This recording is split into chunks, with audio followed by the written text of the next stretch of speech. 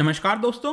एक बात तो क्लियर आप देख रहे होंगे पिछले कुछ वर्षों में कि भारत जिस तरह से यूएस के नजदीक जाता जा रहा है और साथ ही साथ भारत और चाइना की राइवलरी बढ़ती जा रही है। और आपको पता होगा जो रशिया है वो काफी इंपॉर्टेंट पार्टनर हो गया है अब चाइना का। तो यहां पर इसकी वजह से जो भारत है जो कि काफी बड़ा सपोर्टर था रशिया और भारत के बीच में जो रिलेशन थे बहुत ही ज्यादा अच्छे थे। मैं ये नहीं कहूंगा कि अभी काफी खराब हो गया है, लेकिन अभी भी अच्छा है। लेकिन जैसा पहले हुआ करता था वो चीज आपको देखने को नहीं मिलेगी। और ये भी आप देख रहे होंगे कि रशिया कुछ हद तक करीब आ रहा है पाकिस्तान के भी।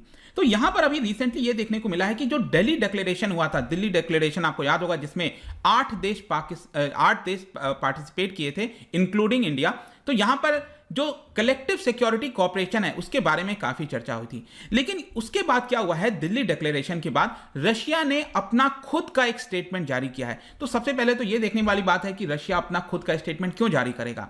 और उसमें अगर आप देखोगे ना तो कुछ ऐसी चीजों को ट्विस्ट किया गया है। मतलब कि जो चीज दिल्ली डिक्लेरेशन में क्लियर कट यहां पर बताई जा रही थी उसमें कुछ आपको चेंजेस देखने को मिलेंगे रशिया के स्टेटमेंट में। तो क्या ये भारत के लिए कंसर्न है, वो चेंजेस क्या है, उसी के बारे में मैं आपसे चर्चा करूंगा। चलिए आगे बढ़ते हैं। लेकिन उसके पहले अगर आप यूपीएससी या फिर किसी भी एग्जाम की तैयारी कर रहे हैं तो आप हमारे ऐप को डाउनलोड कर सकते हैं या फिर studyIQ.com विजिट कर सकते हैं। वहां से सारी जानकारी आपको मिल जाएगी। चलिए देखते हैं एग्जैक्टली हो क्या रहा है, हम इसकी चर्चा क्यों कर रहे हैं। एक तो आपको पता होगा रिसेंटली 10 नवंबर को यहां पर 3rd रीजनल सिक्योरिटी डायलॉग हुआ है अफगानिस्तान को लेकर। मतलब पूरे जो रीजन है यहां पर आपको पता है, यहां पे अगर हम अफगानिस्तान के पड़ोसी देश की बात करें तो Bharat, Pakistan, Iran, Turkmenistan, Uzbekistan, Tajikistan, इसके अलावा चाइना हो गया, किर्गिस्तान हो गया, कजाकिस्तान और रशिया, ये 10 देश यहां पर ये पार्टिसिपेट करने वाले थे। लेकिन जाहिर सी बात है पाकिस्तान और चाइना ने यहां पर मना कर दिया था। तो टोटल बाकी जो 8 देश मिले उन्होंने 10 नवंबर को यहां पर बातचीत की, जिसको लेकर एक डिटेल में मैंने वीडियो भी बनाया था यहां पर।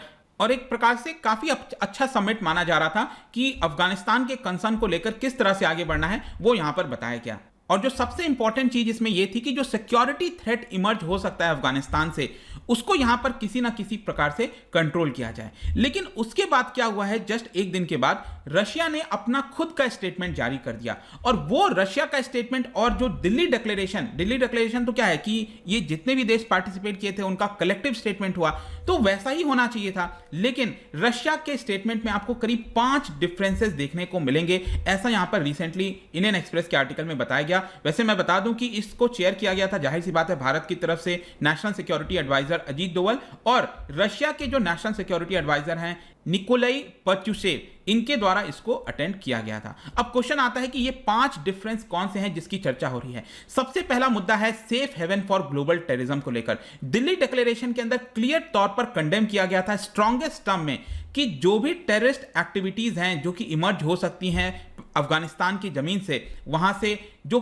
टेररिज्म है उसको कॉम्बैट करना किसी भी फॉर्म में, चाहे फाइनेंस प्रोवाइड करना हुआ, इंफ्रास्ट्रक्चर बिल्ड करना हुआ टेररिस्ट के, या फिर उनको एक पनाह देना हुआ, कोई भी चीज हो, रेडिकलाइजेशन हो, कुछ भी हो, उसको यहां पर हमें खत्म करना है ताकि Afghanistan would never become a safe haven for global terrorism. तो ये स्टेटमेंट में हमने लिखा था, मतलब दिल्ली डिक्लेरेशन में लिखा हुआ था कि Afghanistan would never become a safe haven, कभी भी बनने नहीं देना है उसको। लेकिन रशिया ने थोड़ा सा सॉफ्ट अप्रोच यहां पर अपनाया है। रशिया का स्टेटमेंट अगर आप देखोगे तो उन्होंने अफर्म तो किया है कि ऑब्वियसली बात है कि टेररिज्म वगैरह नहीं होना चाहिए, बट यहां पर जो पर्टिकुलर एक की इंपॉर्टेंट वर्ड होता है कि to ensure Afghanistan would never become a safe haven for global terrorism, इसके बारे में रशिया ने कहीं पर भी मेंशन नहीं किया। तो एक ये थोड़ा सा कंसर्न हो जाता है कि रशिया इसके बारे में क्लियर तौर पर क्यों नहीं, मतलब हो सकता है कि क्योंकि आपने देखा होगा चाइना और रशिया वो काफी क्लोज हैं इस समय, तालिबान के साथ कुछ ना कुछ बातचीत हो रही है, स्पेशली पाकिस्तान, चाइना तो ही है, लेकिन रशिया भी यहां पर बातचीत कर रहा है। जहां तक दूसरा डिफरेंस की बात है वो है फंडामेंटल राइट से रिलेटेड। दिल्ली डिक्लेरेशन के अंदर क्लियर तौर पर एम्फसाइज किया गया था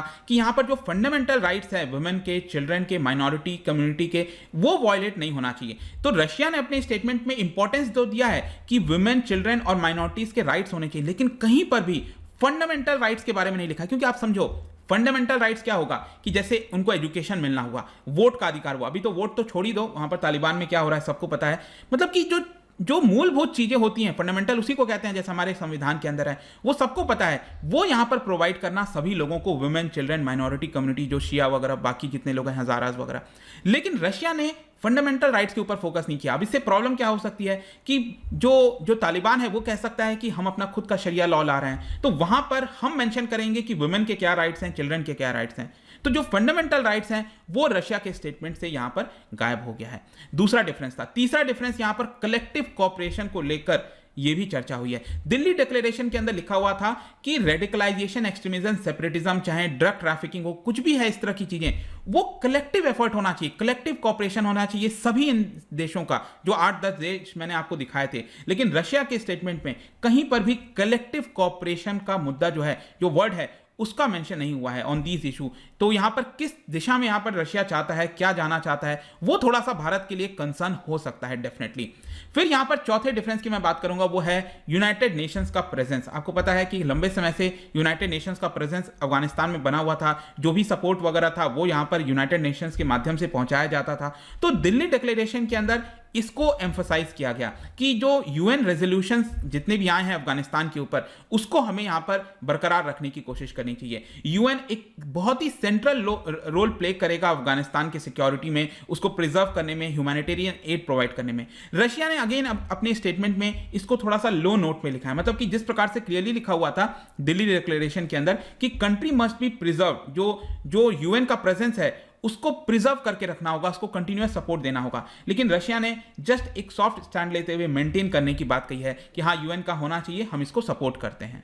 फिर पांचवा और बहुत ही इंपॉर्टेंट हो सकता है जो कि डिफरेंस आपको देखने को मिलेगा, वो है आगे क्या होने वाला है, मतलब आगे कब हम इसकी चर्चा करेंगे। देखिए दिल्ली डिक्लेरेशन के अंदर क्लियरली यहां पर लिखा हुआ था सेट टाइम लिमिट कि अगली जो मीटिंग है वो हम 2022 में होल्ड करेंगे। लेकिन क्या आपको पता है रशिया के स्टेटमेंट में ये जो मीटिंग का कमिटमेंट है वो वहां पर नहीं दिया गया है। अब जाहिर सी बात है, जैसे अगर आप अपने दोस्त से किसी से बातचीत कर रहे हो, आपको पसंद नहीं है मिलना, लेकिन आप जस्ट मिल रहे हो, तो आप नेक्स्ट टाइम क्या बोलते हो कि चलो देखते हैं टाइम होगा तो हम मिलेंगे आपस में, तो उतना मतलब आप क्लोजनेस नहीं है। लेकिन अगर आप किसी अपने बेस्ट फ्रेंड से मिल रहे हो, बहुत ही अच्छी बातचीत करो, आप यही कहोगे ना चल अगले हफ्ते मिलते हैं, सैटरडे या संडे को मिलते हैं यहाँ पर। लेकिन वही चीज कुछ ना कुछ आपको देखने को मिलेगा कि रशिया कह तो रहा है कि हम कंटिन्यूड इंटरैक्शन वगैरह करने की कोशिश करेंगे आगे, लेकिन एक जो सेट टाइम लिमिट है कि 2022 में मिला जाएगा, इसके बारे में अगेन रशिया के स्टेटमेंट में आपको देखने को नहीं मिलेगा।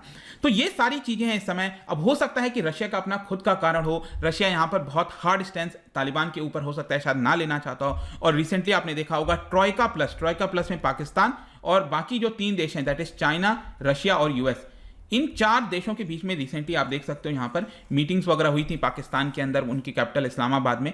और इसमें जो एक इंपॉर्टेंट चीज आप देखिए यहां पर, जो चाइना का माउथपीस है ग्लोबल टाइम्स, उनके द्वारा खुद बताया गया है कि पाकिस्तान ने अर्ज किया है कि जो अफगानिस्तान के एसेट्स को फ्रीज किया गया, जैसे डॉलर्स वगैरह आपने देखा होगा कि तालिबान लंबे समय से कह रहा है कि उसको अनफ्रीज करिए, हम उसको यूज करना चाहते हैं। तो यहां पर अफगानिस्तान का जो एसेट्स वगैरह है उसको अनफ्रीज करने की बात कही है, जिसमें यहां पर पाकिस्तान बढ़ चढ़कर इसको आगे बढ़ाने की कोशिश कर रहा है।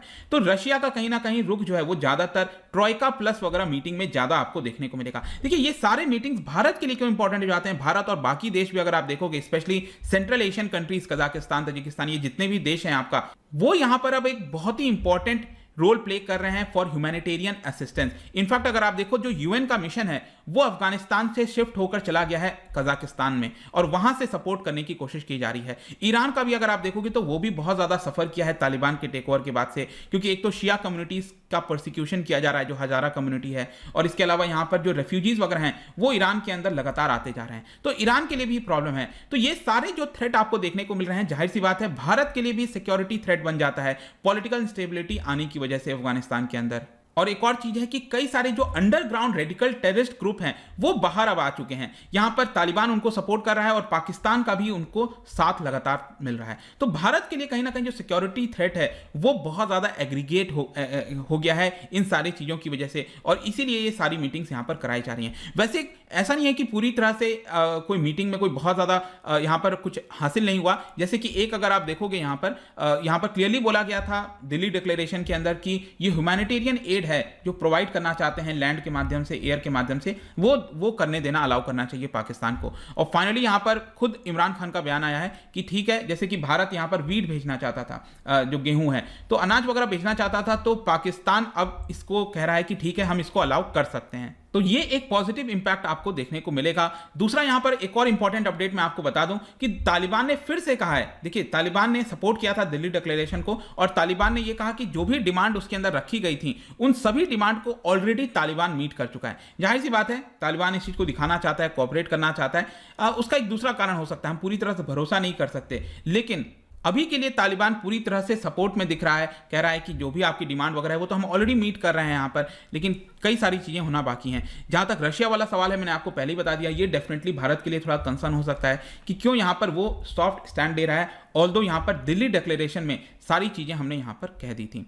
और जाने से पहले एक इंटरेस्टिंग क्वेश्चन आपको याद होगा, भारत का एक ज्वाइंट मिलिट्री एक्सरसाइज इस साल भी हुआ था, दस्तलिक, ठीक है, इस बार दस्तलिक 2 हुआ था। क्या बता सकते हो कौन से सेंट्रल एशियन कंट्री के साथ हमने ये पर्टिकुलर एक्सरसाइज किया था? इसका राइट आंसर आपको पता ही है, मेरे इंस्टाग्राम पर तो मिलेगा ही, वहां पर अगर आप नहीं हो कोई बात नहीं, टेलीग्राम से भी ले सकते हैं, इसका सही होता है। मैं कई सारे एमसीक्यूज यहाँ पर डालता रहता हूँ स्टोरीज के फॉर्म में, आप जाकर प्ले कर सकते हो। बाकी अगर आपको पीडीएफ चाहिए तो टेलीग्राम पर आइए, अलग अलग सोशल मीडिया पर भी आप जुड़ सकते हैं। साथ ही साथ यूपीएससी या फिर किसी भी एग्जाम की तैयारी कर रहे हैं तो आप हमारे ऐप को डाउनलोड कर लीजिए। आई होप की वीडियो आपको पसंद आया होगा। मिलता हूं आपसे next time, till then thank you very much, see you soon.